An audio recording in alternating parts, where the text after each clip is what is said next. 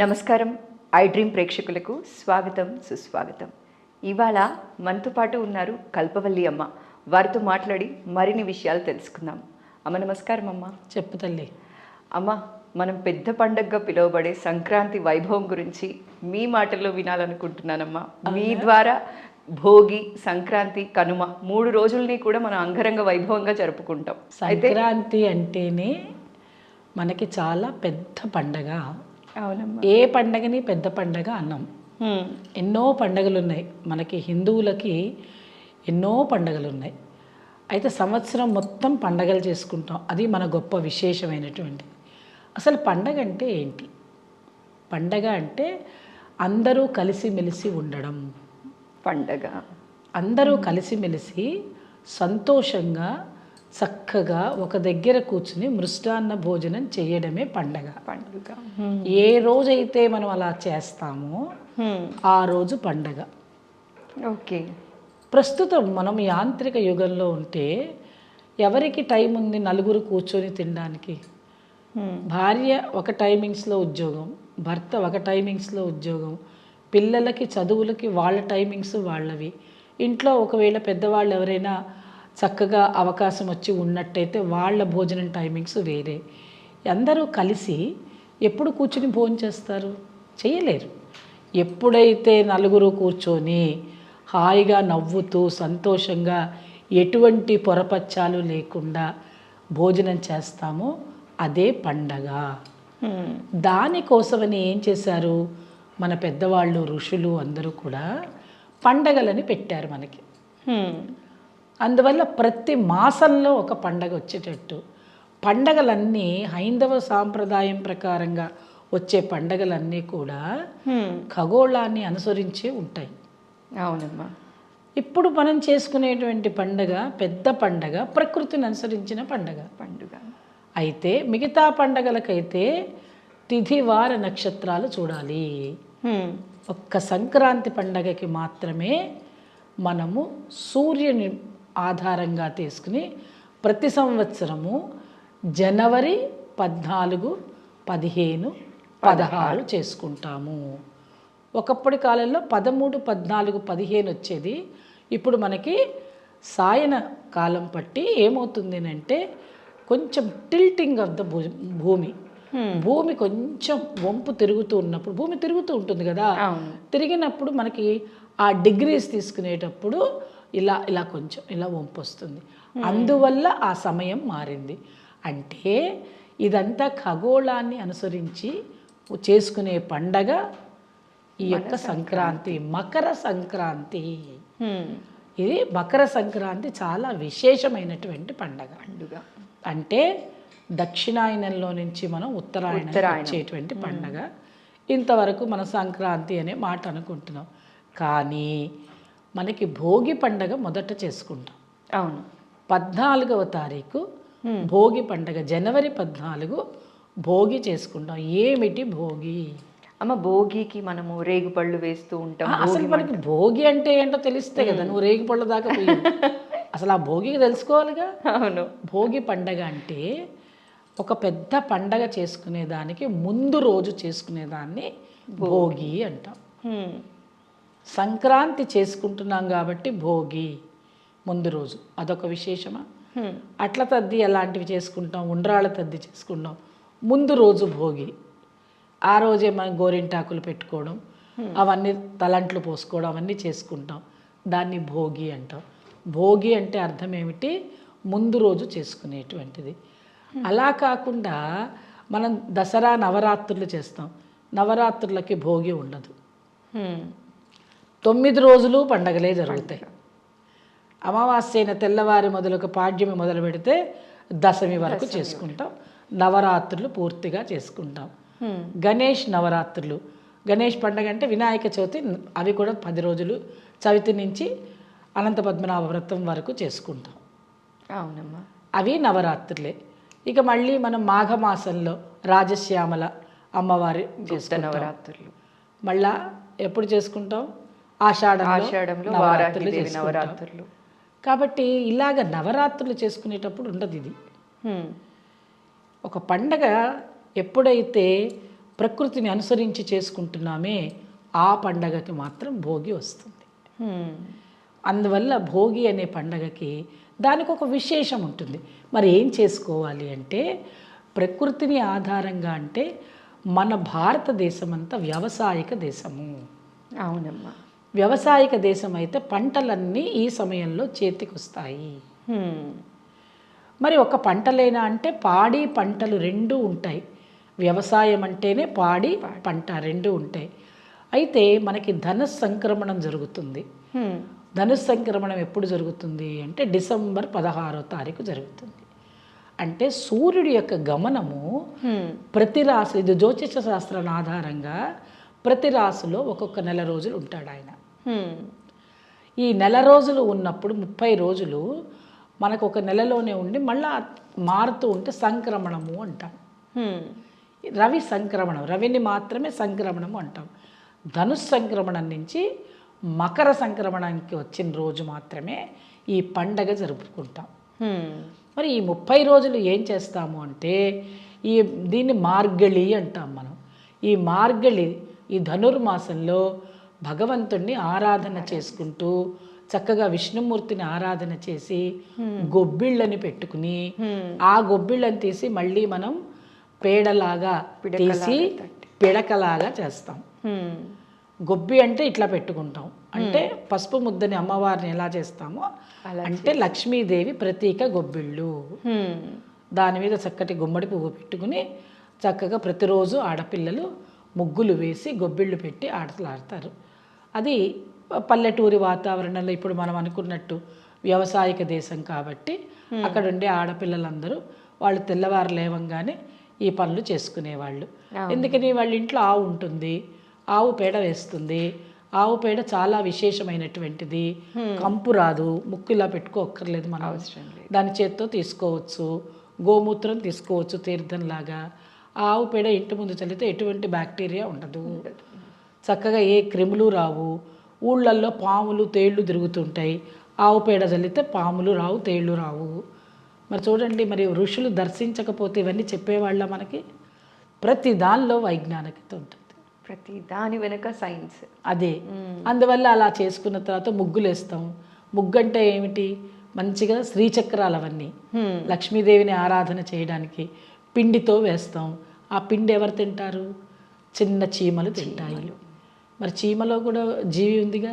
అవునమ్మా. మరి దాన్ని కూడా మనం పోషించాలిగా. మన ఇంటికి పిలుచుకొచ్చి పేరెంటం చెయ్యం, దాన్ని అక్కడ పోస్తే అది తింటుంది. మరి ఇవన్నీ మనం ఎలాగ నేర్చుకున్నాం? ప్రపంచంలో నేర్చుకునవలసిన విశేషాలన్నీ భారత సంస్కృతిలో ఉన్నాయి. అందువల్ల ఈ యొక్క నెల రోజులు ఈ పనులన్నీ చేసుకుని చక్కగా ఏవైతే పిడకలు చేస్తావో ఆ పిడకలన్నిటినీ తీసుకొచ్చి పెట్టి ఆ తర్వాత భోగి రోజు ఏం చేస్తామంటే తెల్లవారుజామున భోగి మంటలు వేస్తాము.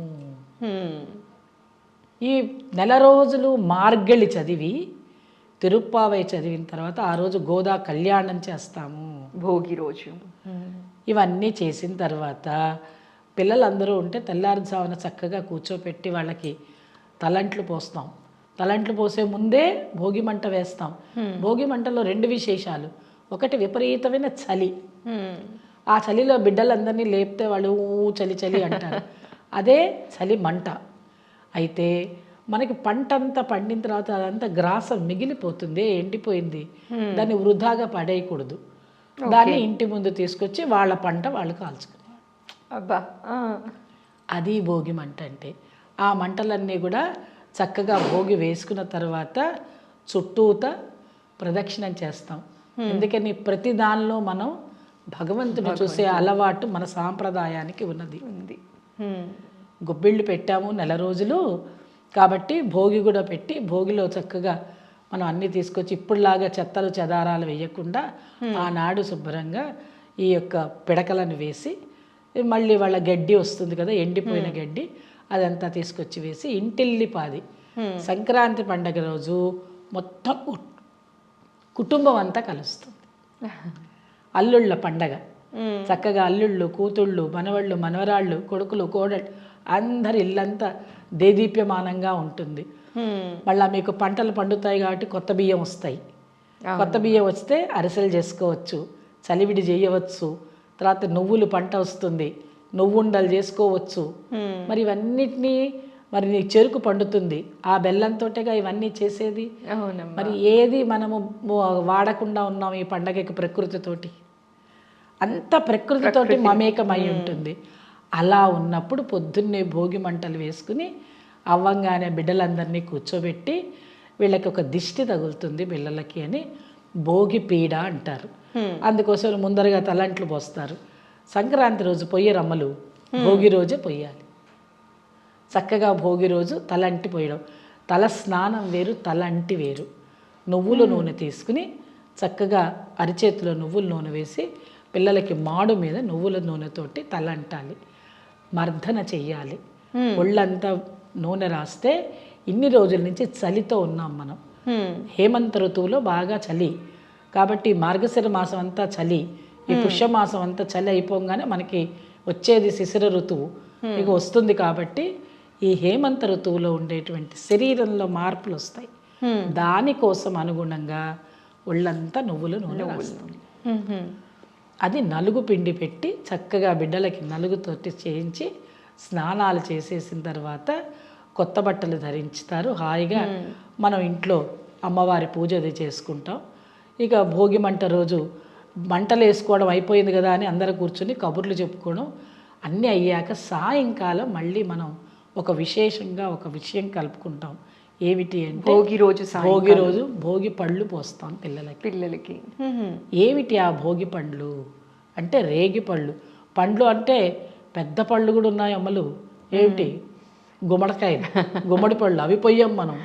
ఏది పోస్తాము అంటే రేగి పండ్లు పోస్తాం. రేగి పండు ఎవరికి ప్రతీక అంటే విష్ణుమూర్తికి. రేగిపళ్ళు విష్ణుమూర్తికి ప్రతీక. అవి తీసుకొని వచ్చి చక్కగా అన్ని కోసుకొచ్చి దానిలో నవగ్రహాలకు సంబంధించినటువంటి మనం తెల్ల నువ్వులు నేస్తాం. తెల్ల నువ్వులు కలపాలి, అన్ని నువ్వులు వేయాలి. తర్వాత బియ్యం వేస్తాం. దాంతో బియ్యం అంటే అక్షతలు పిల్లలకి. శనగలు వేస్తాం, నానబెట్టిన శనగలు, గురుగ్రహానికి ప్రతీకలు.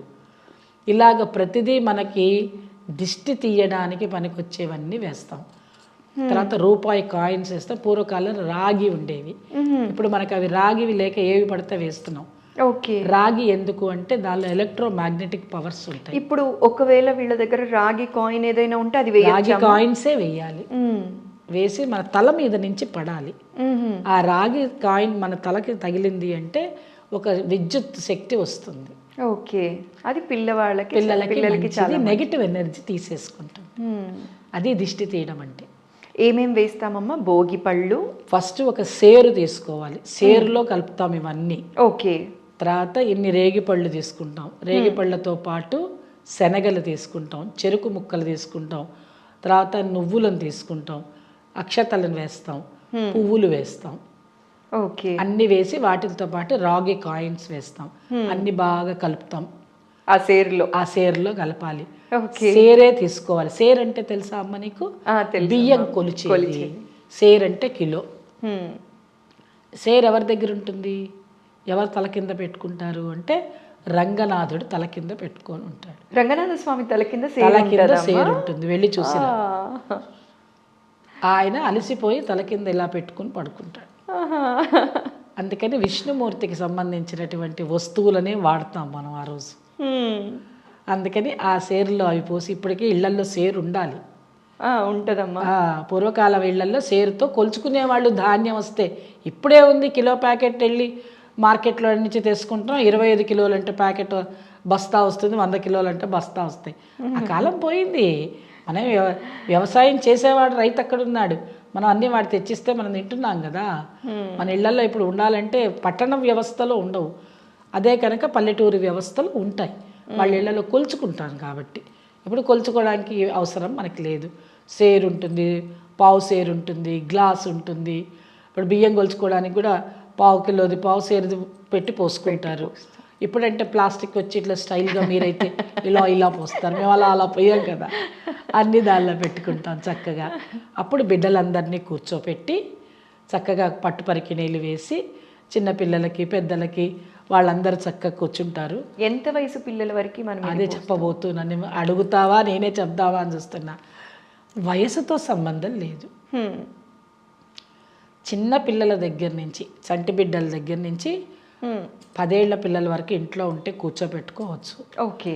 ఇంకా మనకి పెద్దవాళ్ళు ఉండాలి పొయ్యడానికి, అందుకు వయసు చూసుకుంటాం. మా అమ్మగారు ఉన్నారు, ఇప్పుడు నా 96 ఏళ్ళు, ఆవిడ మాకు పోస్తారుగా. మరి మనకి ఎవరైనా పెద్దవాళ్ళు ఉండాలి మనకి పొయ్యాలంటే. చిన్నపిల్లలు మనకు పోయకూడదు కదా, అందుకని వయసుతో నిమిత్తం లేదు, ఎవరికైనా దిష్టి తగులుతుంది. అందుకని కూర్చోబెట్టి మన మీద పోసేటువంటి పెద్దవాళ్ళు ఉంటే మనం కూడా పోయించుకో. అంటే మనకంటే పెద్దవాళ్ళు ఉంటే ఈ ఏ వయసుతో సంబంధం లేదు, కానీ ఎవరు పోయించుకోరు. పిల్లలకే పోయట్లేదు, ఎవరో ఇళ్లలో ఎక్కడో చేస్తున్నారు, కానీ అందరూ చెయ్యాల్సిన పని ఇది. ఈ భోగికి అందరూ ఖచ్చితంగా చెయ్యాలని కోరుకుంటున్నాం. ఎందుకని అందరూ చక్కగా ఇప్పుడు పండగ బాగా మంచి వాతావరణంలో ఉన్నాం, మనం అందరం ఉత్సాహంగా ఉన్నాం. అవునమ్మా. ఎందుకంటే బుజ్జిరాముడు పుట్టాడుగా, అందుకని ఆ రాముడి కోసమని మన పండగ వాతావరణాలను క్రియేట్ చేసుకుంటున్నాం చక్కగా. కాబట్టి ఆ రోజు సాయంకాలం భోగి పండ్లు పోసిన తర్వాత అందరినీ పిలిచి తాంబూలాలు ఇచ్చుకుంటాం మన కుటుంబ భోగి రోజు.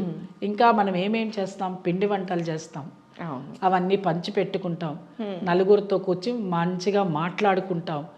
పిల్లలైతే గాలిపటాలు ఎగరేస్తారు మగపిల్లలు, ఆడపిల్లలైతే ముగ్గులేస్తే వాళ్ళకి ఎట్లయితే సూక్ష్మగ్రాహితనం వస్తుందో మగపిల్లలకి పతంగులు ఎగరేస్తే మంచిది, వాళ్ళకి దృష్టి బాగా ఉంటుంది.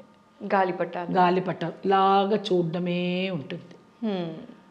ప్రతి దానిలో ఒక వైజ్ఞానికత ఉంటుంది. ఇందాకే చెప్పాను నేను, దారం ఎలా ఉంటుంది, ఆ దారంతో ఎలా పట్టుకుంటుంది ఆ యొక్క గాలిపటం, దానికి ఎలా కన్నాలు కట్టాలి, అదొక సైంటిఫిక్ రీజన్, వాళ్ళకి ఒక జామెట్రీ అది.